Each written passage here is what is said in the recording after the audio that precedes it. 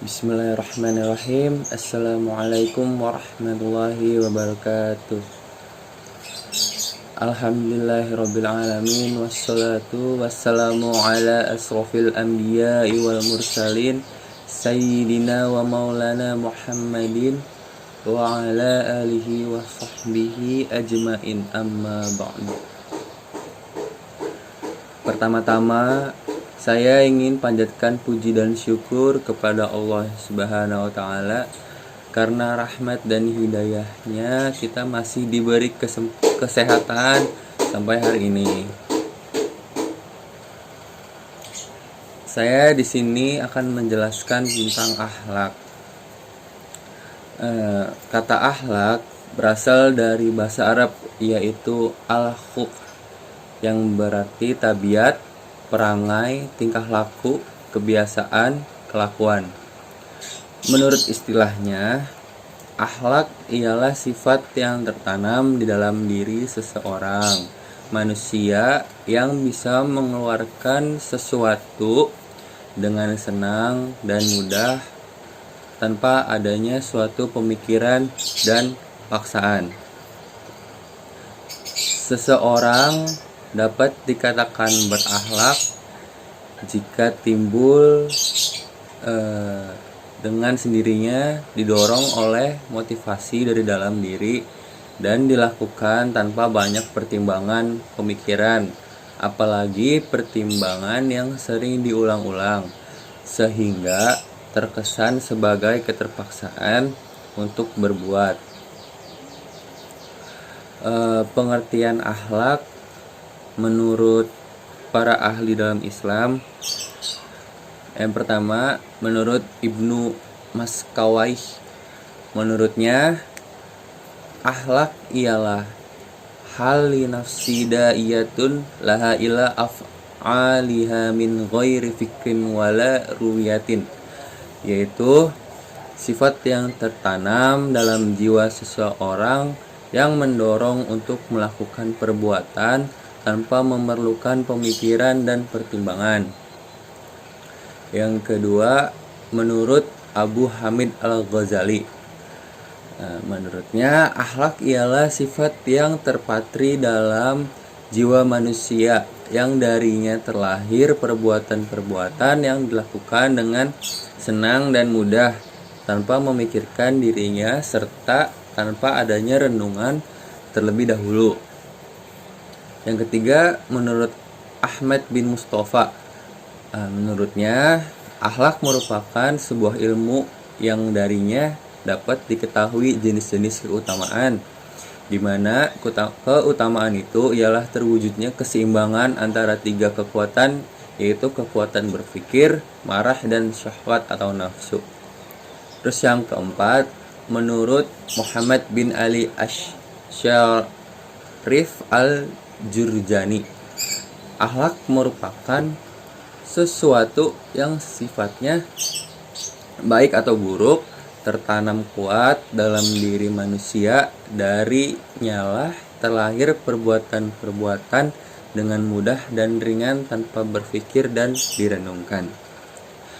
Tujuan akhlak bertujuan untuk menjadikan manusia sebagai makhluk yang lebih tinggi dan sempurna, dan membedakannya dari makhluk-makhluk yang lainnya, menjadi suatu hal yang harus dimiliki oleh manusia agar lebih baik dalam berhubungan, baik sesama manusia apalagi kepada Allah sebagai pencipta, yang hendaknya dikendalikan oleh akhlak ialah tindakan lahir manusia. Tetapi karena tindakan lahir itu tidak akan terjadi jika tidak didahului oleh gerak-gerik batin, yaitu tindakan hati, maka tindakan batin dan gerak-gerik hati pun termasuk lapangan yang diatur oleh akhlak manusia. Jika setiap orang dapat menguasai tindakan batinnya, maka dapatlah ia menjadi orang yang berakhlak baik. Tegasnya baik buruk itu tergantung kepada tindakan hatinya. Dalam hadis Arba'in An-Nawawi dituliskan bahwa Rasulullah SAW bersabda yang artinya, dan ketahuilah bahwasannya dalam tubuh itu ada segumpal daging yang apabila baik maka baik pula amalnya, dan apabila buruk maka buruk pula amalnya. Dan ketahuilah bahwa ia adalah hati.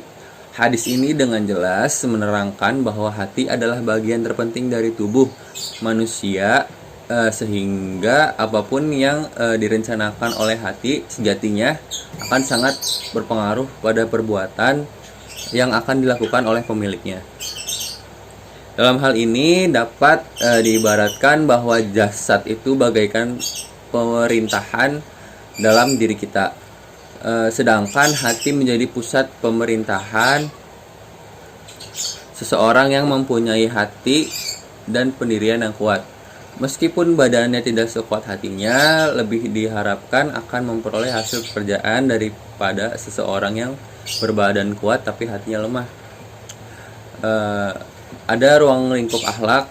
Yang pertama itu akhlak pribadi. Yang paling dekat dengan seseorang itu adalah dirinya sendiri. Maka hendaknya seseorang itu menginsyafi dan menyadari dirinya sendiri, karena hanya dengan insaf dan sadar kepada diri sendiri pangkal sempurnaan akhlak yang utama budi dan tinggi. Manusia terdiri dari jasmani dan rohani. Di samping itu manusia telah mempunyai fitrah sendiri. Dengan semuanya itu manusia mempunyai kelebihan, dan dimanapun saja manusia mempunyai perbuatan. Yang kedua ada akhlak berkeluarga. Akhlak ini meliputi kewajiban orang tua, anak, dan saudara-saudara lainnya. Kewajiban orang tua terhadap terhadap anak dalam Islam mengarahkan pada para orang tua dan pendidik untuk memperhatikan anak-anak secara sempurna dengan ajaran-ajaran yang bijak. Yang ketiga ada akhlak bermasyarakat. Pendidikan kesusilaan atau akhlak tidak dapat terlepas dari pendidikan sosial kemasyarakatan. Kesusilaan atau moral timbul di dalam masyarakat. Moral selalu tumbuh dan berkembang sesuai dengan kemajuan dan perkembangan rakyat. Dari dulu manusia tidak dapat hidup sendiri dan terpisah satu sama lain, tetapi berkelompok, saling bantu, saling membutuhkan, saling mempengaruhi. Ini itu merupakan apa yang disebut masyarakat. Kehidupan dan perkembangan masyarakat dapat lancar dan tertib jika setiap individu sebagai anggota masyarakat bertindak menuruti aturan yang sesuai dengan norma-norma kesusilaan yang berlaku. Yang keempat ada akhlak bernegara. Mereka yang sebangsa dengan kamu adalah warga masyarakat yang berbahasa yang sama denganmu, tidak segan berkorban untuk kemuliaan tanah airmu. Engkau hidup bersama mereka dengan nasib dan penanggungan yang sama, dan ketahuilah bahwa engkau adalah salah seorang dari mereka dan engkau timbul tenggelam bersama mereka. Yang kelima ada akhlak beragama. Akhlak ini merupakan akhlak atau kewajiban manusia terhadap Tuhannya. Karena itu ruang lingkup akhlak sangat luas, mencakup seluruh aspek kehidupan, baik secara vertikal dengan Tuhan maupun secara horizontal dengan sesama makhluk Tuhan. Demikianlah penjelasan yang saya dapat sampaikan tentang akhlak. Jika ada kesalahan saya mohon maaf dan harap maklum. Sekian dari saya. Wassalamualaikum warahmatullahi wabarakatuh.